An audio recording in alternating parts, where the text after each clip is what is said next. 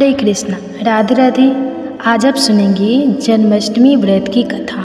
दोस्तों, आप सभी को श्री कृष्ण जन्माष्टमी की हार्दिक शुभकामनाएं। आज हम आप सभी लोगों को श्री कृष्ण जन्माष्टमी की एक अत्यंत ही महत्वपूर्ण कथा सुनाने वाले हैं। जो भी माताएं बहनें या मेरे प्रिय भाई श्री कृष्ण जन्माष्टमी का व्रत रखते हैं तो उन्हें इस कथा को अवश्य सुनना चाहिए।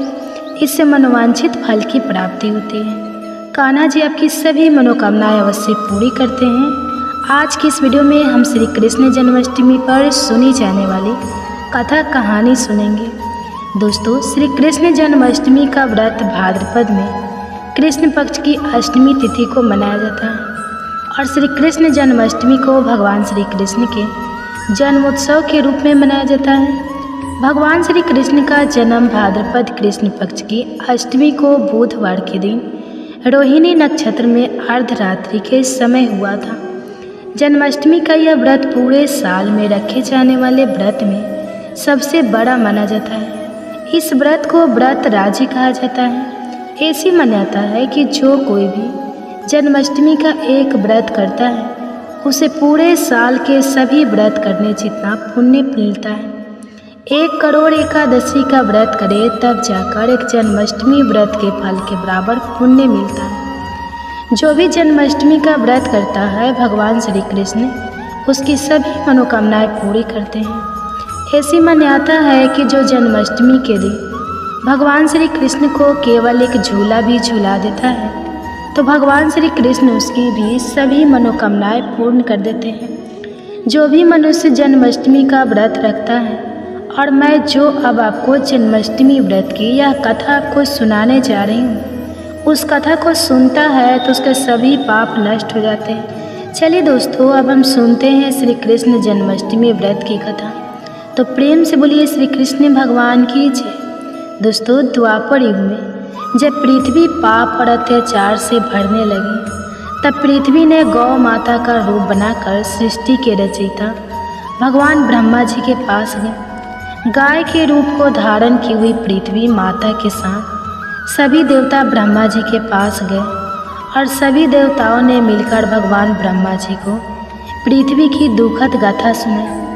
अब भगवान ब्रह्मा जी के आदेशानुसार वहां पर उपस्थित सभी देवतागण आपस में मिलकर कहने लगे कि हम सभी इस संकट के समाधान के लिए भगवान श्री हरि विष्णु के पास जाएंगे।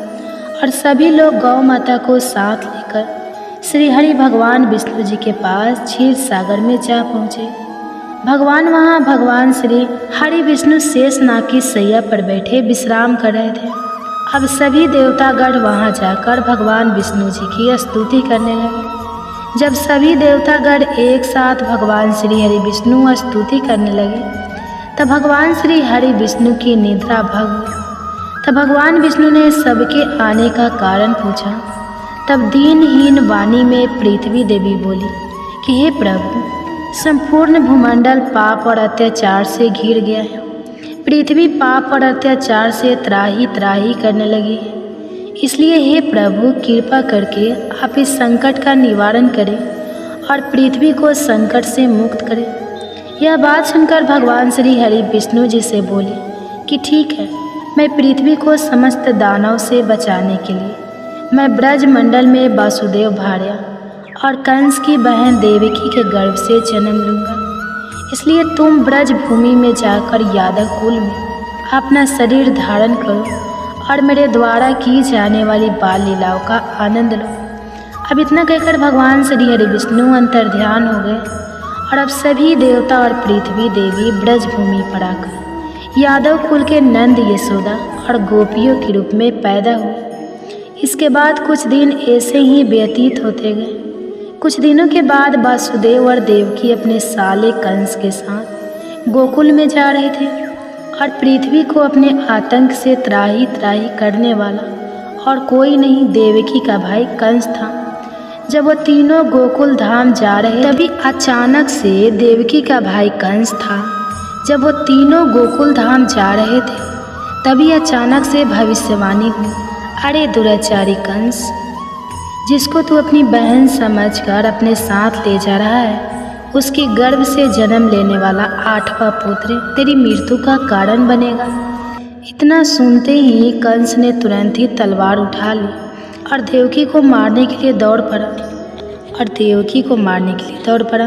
तभी वासुदेव ने उसे पकड़ लिया और कंस से कहा, हे कंस, यह तो बेकसूर है, इसे मारना उचित नहीं है और तुम जैसे एक यशस्वी राजा को यह शोभा भी नहीं देता है।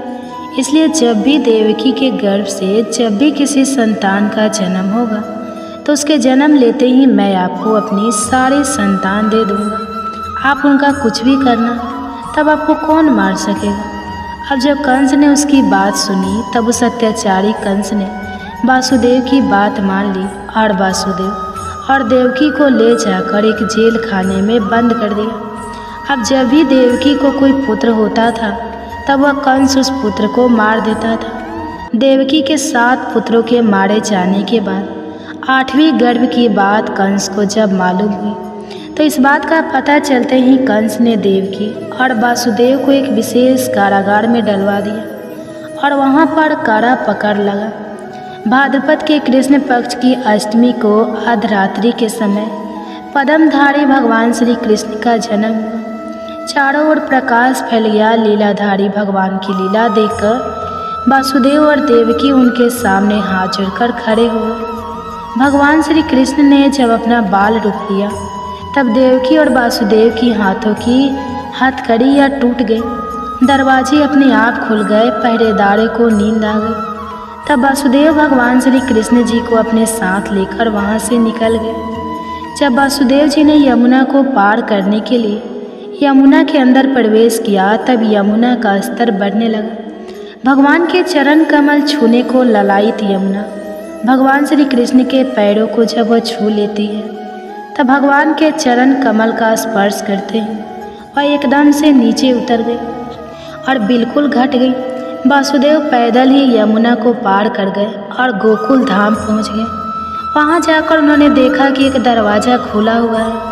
खुले हुए दरवाजे और कोई सोई हुई यशोदा मैया को देखकर बालक वासुदेव ने बाल गोपाल श्री कृष्ण को उन्होंने वहीं सुला दिया और मैया यशोदा के पास कोई कन्या को लेकर वापस चले गए। जब वासुदेव वापस कारागार में पहुँचे तो उन्हें अपने आप ही बेड़ियाँ लग गई और दरवाजे भी बंद हो गए। दरवाजे बंद होने के बाद सोए हुए पहरेदार जाग गए।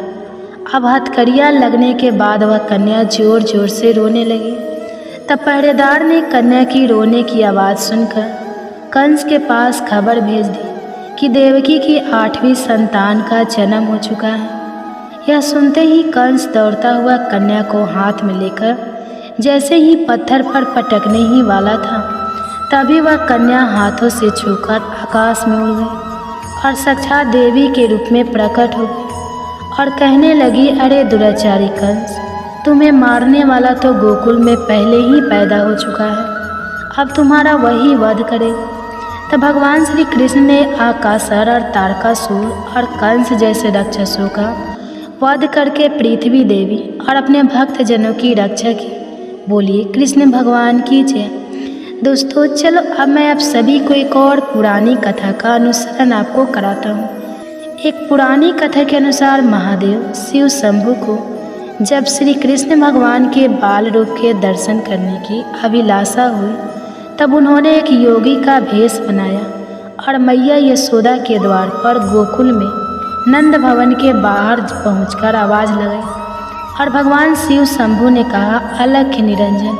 निरंजन कहा, हो प्रभु। अब भगवान भोलेनाथ भजन गाने लगे। मैया यशोदा उस समय श्री श्याम सुंदर बाल गोपाल श्री कृष्ण का श्रृंगार कर रही थी। वह अपने प्यारे कृष्ण को प्यार करने में इतना मग्न थी कि बाहर खड़े योगी की आवाज़ उन्हें सुनाई नहीं पड़ी। तभी योगी के भेष में बोले बाबा ने फिर से एक बार आवाज़ लगाई, लेकिन अंदर से कोई भी जवाब नहीं आया। तभी वहाँ से एक ब्रज की वृद्ध गोपी गुजर रही थी। अचानक से उस गोपी की नज़र उस योगी सन्यासी पर पड़ गई। उसने योगी का प्रतीक्षा करते देखा तो उनके पास गई और उस योगी से कहने लगी, बाबा आप किसे बुला रहे हो? तब योगी की भेष में भगवान शिव शंकर बोले, हे माते, हम इस घर की गृह स्वामिनी को बुला रहा हूँ, परंतु इस घर में कोई भी माता मुझे भिक्षा देने के लिए आ ही नहीं रही है। मुझे उन्हें पुकारते हुए काफ़ी वक्त हो गया है। अब उस गोपी ने पूछा, बाबा आपको भिक्षा चाहिए? तब शिव शंकर बोले, हाँ माँ, मुझे भिक्षा चाहिए। तब गोपी बोली, बाबा लेकिन यहाँ तो मुझे कोई नहीं दिख रहा है, आप मेरे घर चलो, वहाँ मैं आपको भिक्षा दे दूँगी। आप मुझसे जो मांगोगे मैं उसे दे दूँगी, अगर मेरे पास हुआ तो। तब भगवान भोलेनाथ ने कहा, माता मैं जहाँ पर जाता हूँ यदि उस द्वार से कुछ मिले तो अच्छा, नहीं तो किसी और द्वार पर मैं नहीं जाता। तब गोपी कहने लगी, तो महाराज फिर तो आज आप भूखे ही रह जाओगे। भोले बाबा बोले, जैसी प्रभु की इच्छा। तब गोपी कहने लगी, बाबा हमारे गांव से कोई ऐसी भूखा जाए यह तो सारे गोकुल के लिए लज्जा की बात है। तुम यहीं ठहरो, मैं अंदर जाकर देखती हूँ कि यशोदा रानी कहाँ है। यह कहकर गोपी नंद भवन के अंदर गई तो देखती है कि मैया यशोदा तो श्याम सुंदर का श्रृंगार कर रही थी, लोरी गाकर उन्हें सुला रही थी। इधर बाहर खड़े भगवान शंकर मन ही मन कहने लगे कि प्रभु दर्शन किए बगैर तो मैं नहीं जाऊंगा। गोपी अंदर जाकर मैया यशोदा से कहती है, यशोदा रानी कहाँ हो? तब मैया यशोदा कहती है, आओ काकी, क्या बात है? तब गोपी कहने लगी, यशोदा रानी तुम्हारे द्वार पर एक योगी कब से भिक्षा के लिए खड़ा है, तुमने उसकी आवाज़ नहीं सुनी? तब मैया यशोदा बोली, नहीं तो मुझे तो कोई आवाज़ नहीं आई। तब गोपी कहने लगी, अरे जल्दी से उसे भिक्षा दे दो, वह तो कोई बड़ा महात्मा लगता है। तब मैया यशोदा बोली, ठीक है, अगर तुम ऐसा कह रही हो तो मैं उसे कुछ दे देती हूँ जाके। तब गोपी कहने लगी कि ऐसा योगी तो मैंने कभी नहीं देखा, उसके मुख को देखकर तो आँख ही नहीं टिकती। तब मैया यशोदा कहने लगी, ऐसा क्या है उस योगी में?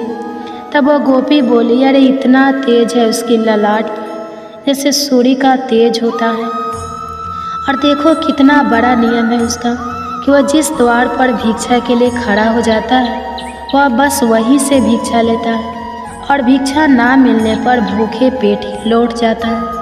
तब मैया यशोदा कहने लगी, अरे काकी आपकी बातों को सुनकर मैं तो दक्षिणा देना भूल ही गई, अभी लेकर आती हूँ।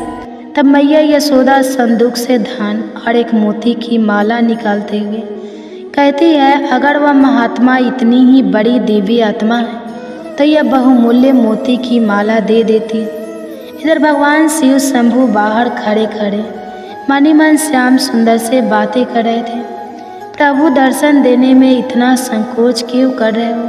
तब श्याम सुंदर ने कहा कि मेरे धन्य हो भाग जो आप अपने सेवक के घर पधारे, इसका परिणाम स्वीकार करें।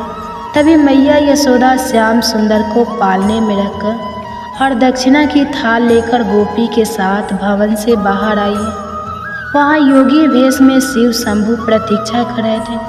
मैया यशोदा योगी रूप शिव शंभु को देखकर प्रणाम करते हुए कहती है कि बाबा क्षमा कर दीजिए, विलंब के लिए मैं अपने लल्ला का श्रृंगार कर रही थी। तब योगी के वेश में भगवान शिव शंभु बोले, धन्य हो मैया, जिसे ऐसे दिव्य बालक की सेवा का सौभाग्य प्राप्त हुआ है, मुझे भी उस परम दिव्य शिशु के दर्शन करा दो। तब मैया यशोदा बोली, बाबा मुझे क्षमा कर दो, अभी अभी स्नान कराया है, इस समय मैं उसे बाहर नहीं ला सकती, उसे ठंडी हवा लग जाएगी। तब साधु वेश में भगवान शिव जी ने कहा कि हे माते, मैं तुम्हारे द्वार पर आया हूँ, मेरी इतनी सी विनती स्वीकार नहीं करोगी? तब मैया यशोदा बोली, नहीं होगी बाबा, मैं अपने लाला को बाहर नहीं ला सकती, आप यह भिक्षा ग्रहण कीजिए और मुझे क्षमा कीजिए। तब उस योगी के वेश में भगवान शिव शंभु जी भिक्षा की थाल की ओर देखकर कहते हैं, मैया यह मोती और धन तो मेरे लिए पत्थर के टुकड़े हैं, यह मेरे किस काम के? मुझे इनकी कोई लोभ कोई चाह नहीं है। अगर आपको चाहिए तो ऐसे हीरे मोती मणिक मुझसे ले लो, पर मुझे तुम्हारे लल्ला के दर्शन करा दो, वही हमारी भिक्षा है। योगी वेश में भगवान शंकर ने अपने कमंडल से हीरे मोती निकालकर मैया यशोदा की भिक्षा की थाल में रख दी, जिसे देखकर मैया यशोदा और वह गोपी आश्चर्यचकित हो गई और चिंतित होकर गोपी से कहने लगी, मुझे यह साधु कोई मायावी लगता है। तभी तो यह बहकी बहकी बातें कर रहा है। गोपी तो चुपचाप खड़ी यशोदा मैया का करुण चेहरा देख रही थी। फिर मैया यशोदा अपनी आंखों में आंसू भर के उस योगी वेशधारी शिव शंभु से कहती है, देखो बाबा, तुम जैसे कई मायावी इससे पहले भी आ चुके हैं, सभी इस प्रकार की चिकनी चुपकी बातें करते हैं कि तेरा लाला तो बड़ा दिव्य बालक है, उसके दर्शन करा दो, उसे मेरी गोद में दे दो। फिर सबके सब उसका अनिष्ट करने की चेष्टा करते हैं। मेरे लाला ने आप सबका क्या बिगाड़ा है जो आप लोग उसके शत्रु बने बैठे हैं। फिर बड़े ही कड़े शब्दों में मैया यशोदा ने कहा, भिक्षा चाहिए तो ले लीजिए, अन्यथा अपने स्थान को पधारिए। मैं अपने लल्ला को तो बाहर नहीं लाऊंगी। योगी वेशधारी शिव शंभु बोले, अरे मैया, ऐसी कठोर मत बनो, बहुत दूर से आया हूँ। लेकिन मैया यशोदा तो फिर बोली, चाहे आप कैलाश पर्वत से आए हो, लेकिन मैं अपने लल्ला को नहीं दिखाऊंगी।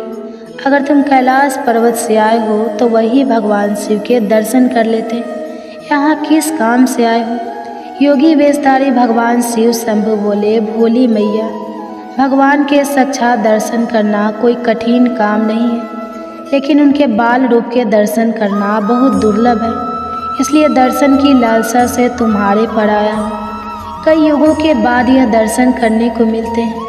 लेकिन मैया यशोदा नहीं मानी। वह बोली, बाबा, मुझे क्षमा करो, मैं अपने लाला को तो बाहर नहीं लाऊंगी। मेरे पति की आज्ञा है कि किसी भी अनजान व्यक्ति के सामने अपने लाला को मत लाना, चाहे जो हो जाए। मैया यशोदा और भगवान भोलेनाथ के बीच यह विवाद चल रहा था। इस विवाद को सभी देवता गढ़ स्वर्ग लोक में खड़े होकर देख रहे थे। तब उन्होंने सोचा कि ऐसे तो काम नहीं चलने वाला। हमारे प्रभु भगवान भोलेनाथ को तो मैया यशोदा अपने लल्ला के दर्शन नहीं करने देगी। तभी उन्होंने देवी पूर्णमासी को एक गोपी का रूप दिलवाकर उसे उसी स्थान पर भेज दिया जहाँ पर यह वाद विवाद चल रहा था। पूर्णमासी माँ उनके पास पहुंचकर बोली, अरे यह कोई अनजान व्यक्ति नहीं है यशोदा रानी, मैं इन्हें अच्छी तरह से जानती हूँ। मैंने कहा था ना कि गोकुल में आने से पहले मैं काशी में रहती थी, वहीं मैंने इनके दर्शन किए थे। यह तो सचमुच परम दिव्य शक्ति है, यह तो शक्ति के आधिपति है। ऐसा कहकर पूर्णमासी गोपी माँ आँखों में आंसू की धारा लिए भगवान शिव के चरणों में अपना शीश रख देती है और उन्हें प्रणाम करती है और उठकर मैया यशोदा से कहती है, यशोदा, इन्हें लल्ला के दर्शन करा दो। इनका आशीर्वाद पाकर तेरा लल्ला भी बड़ा प्रसन्न हो जाएगा। मैया यशोदा अब स्मृति मुद्रा में पूर्णमासी से कहती है, क्या तुम सच कह रही हो? मैया यशोदा आगे कहती है, लेकिन इनकी वेशभूषा तो देखिए, लंबी लंबी जटाएं, बदन में भभूत, गले में सांपों की माला। लल्ला तो इनको देखकर वैसे ही डर जाएगा ना। बाबा, ना, मैं तो लल्ला को नहीं लाऊंगी। बेचारी भोली भाली मैया को क्या पता था कि उनके द्वार पर स्वयं शिव शंभु पधारे हैं। मैया यशोदा की सी बातें सुनकर पूर्णमासी माँ कहने लगी, नहीं यशोदा रानी, इनके तो दर्शन मात्र से समस्त भय नष्ट हो जाता है, सारी बाधाएं दूर हो जाती है। यशोदा, तो इन पर विश्वास कर, मैं तुझे झूठ नहीं कह रही हूँ। अब इस बात का समर्थन करते हुए वह दूसरी गोपी भी कहने लगी, अरे यशोदा रानी, यह पूर्णमासी बुआ तो कभी झूठ नहीं बोलती। तुम्हें याद है ना, जब वह पहले गोकुल में आई थी तब इसी ने तुझे आशीर्वाद दिया था कि तुम्हें भी एक लल्ला होगा। उस समय तो तुम सब लोग आशा छोड़ चुके थे। यह तो सदा सच कहती है, तो इनकी बात तो मान ले। मैया यशोदा पूर्णमासी बुआ से बोली, लल्ला को ले तो आऊँगी, पर इनके हाथों में मैं नहीं दूंगी। पूर्णमासी माँ बोली, अच्छा ठीक है, लल्ला को लेकर तो आ, लल्ला को दूर से ही आशीर्वाद ले लेना, जा जल्दी जा। फिर मैया यशोदा नंद भवन के अंदर जाती है श्याम सुंदर को लेने के लिए, और अंदर आकर श्याम सुंदर को अपनी गोद में उठाकर इस तरह से कहती है, अरे लल्ला, चल तो तेरे दर्शन के लिए कोई आए हैं। मैया यशोदा श्याम सुंदर को बाहर ले जाती है, जिन्हें देखकर योगी वेशधारी शिव शंभु प्रेम से गदगद हो जाते हैं। श्याम सुंदर के बाल स्वरूप को टकटकी लगाकर निहारते लगते हैं। जैसे पूर्णिमा की रात को चको चांद को टकटकी लगाकर निहारता रहता है, उसी तरह वह साधु वेशधारी भगवान शिव भी इस लल्ला को देखकर उसे एकटक देख रहे थे। भगवान शिव शंभु अपने प्रिय श्याम सुंदर के इस बाल रूप को देखकर उन्हें नमस्कार करते हैं और श्याम सुंदर के चेहरे पर भी मधुर मुस्कान आ जाती है। फिर श्याम सुंदर को देखकर वह साधु वेशधारी भगवान भोलेनाथ मैया यशोदा से कहते हैं, मैया यदि तुम्हारी आज्ञा हो तो मैं इनके चरणों में अपना मस्तक रख सकता हूँ क्या? तब मैया यशोदा कहती है कि नहीं नहीं, मैं मेरे लल्ला को किसी को छूने नहीं दूंगी। फिर पूर्णमासी बुआ योगी वेशधारी शिव शंभु से कहती हैं, पहले अपनी चरण दास तो दीजिए। ऐसा कर पूर्णमासी माँ शिव शंभु के चरण को लेकर श्याम सुंदर की ललाट पर लगा देती है। शिव शंभु के चरण दास श्याम सुंदर की ललाट में पड़ने से श्याम सुंदर मनी मन भगवान शिव शंभु से कहते हैं, प्रभु बहुत बहुत धन्यवाद। भगवान शिव श्याम और उनकी मैया के बीच का प्यार देखकर कहते हैं कि यह कहाँ का न्याय है स्वामी, हम इतनी दूर से आए हैं आपके बाल स्वरूप का दर्शन करने और आपको आलान भी नहीं कर सके।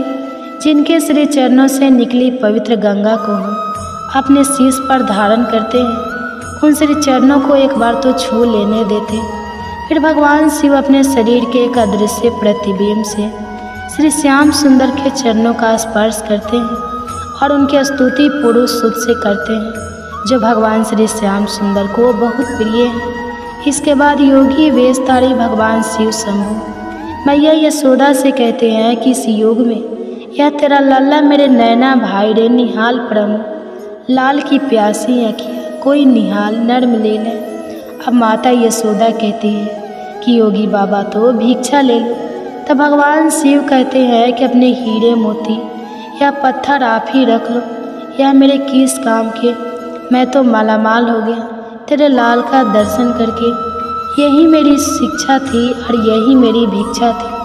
और ऐसा कहकर उस योगी वेशधारी शिव शंभु वहाँ से अंतर ध्यान हो जाते हैं। ऐसा अनुपम दृश्य देखकर स्वर्ग लोक से सभी देवी देवता प्रसन्न होकर पुष्प की वर्षा करने लगते हैं।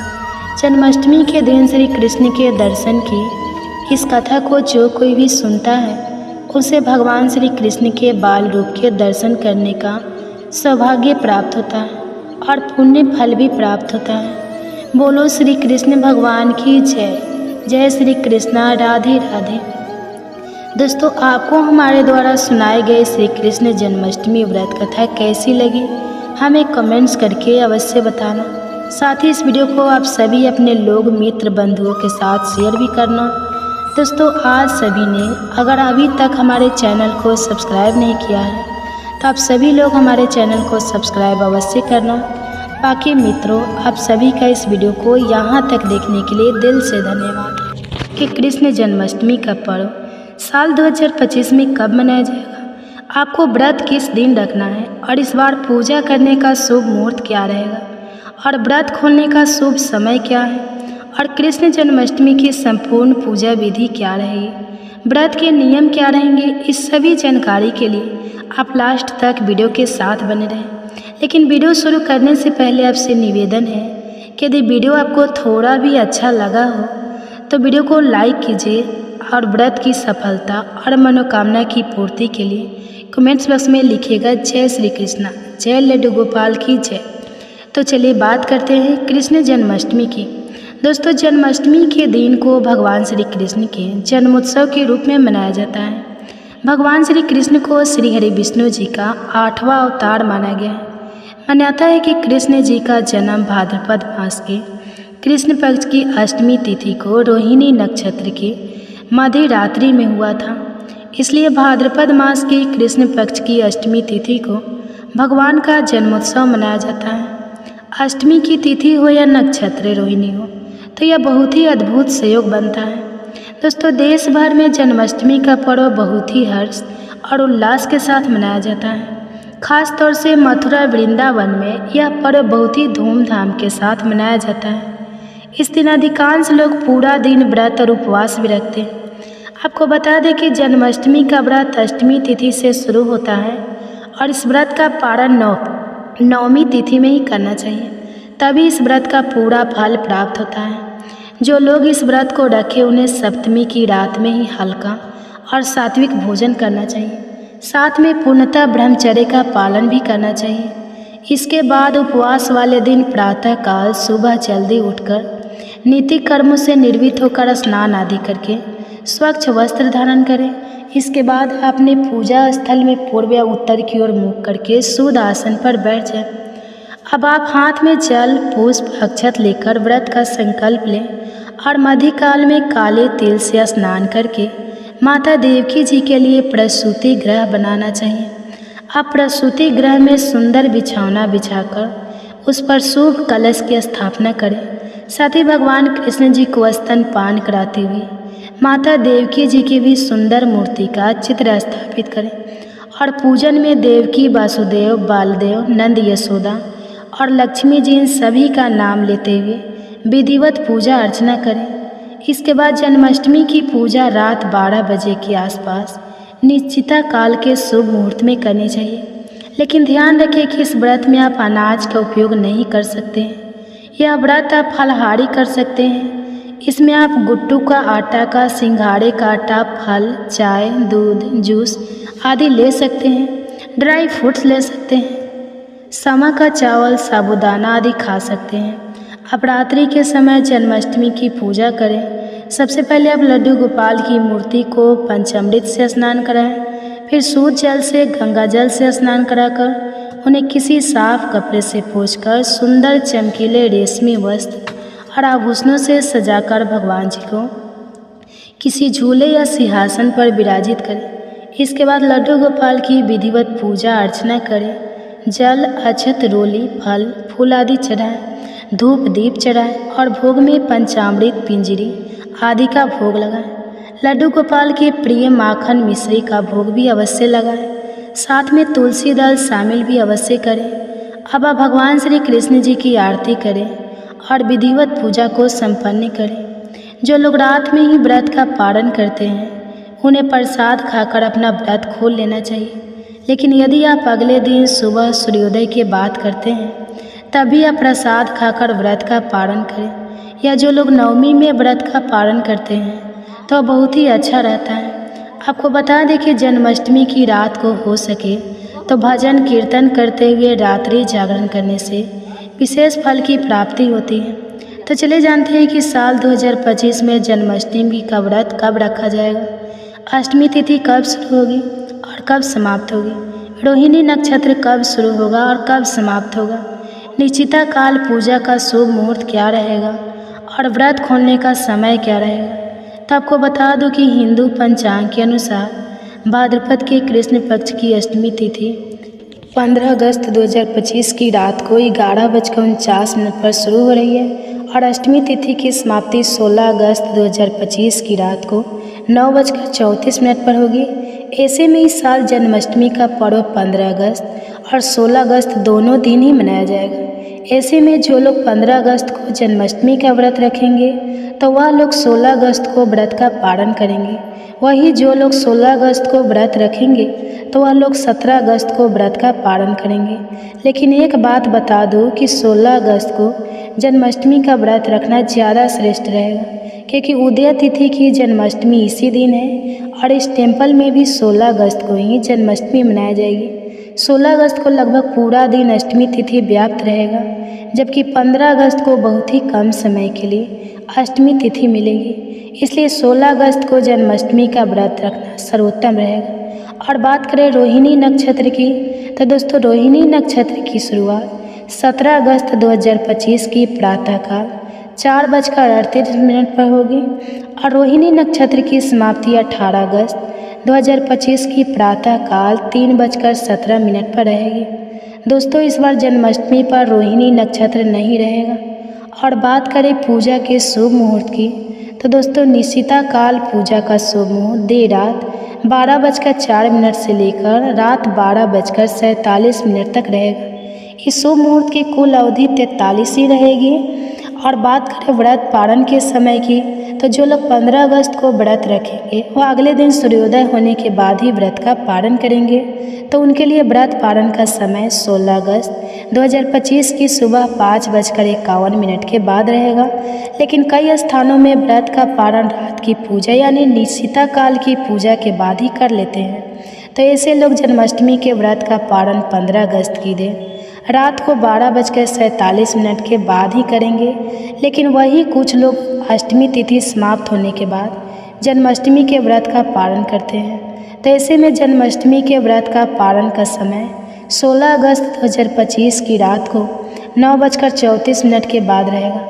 दोस्तों, जो लोग 16 अगस्त को व्रत रखेंगे उनके लिए व्रत पारण का समय 17 अगस्त 2025 की सुबह 5:51 के बाद रहेगा। तो दोस्तों, ये जानकारी आपको अच्छी लगी तो कमेंट्स में जय श्री कृष्णा जय जय लड्डू गोपाल ज़रूर लिखिए। वीडियो थोड़ा भी अच्छा लगा हो तो लाइक करें, सब्सक्राइब करें। आप सभी को धन्यवाद।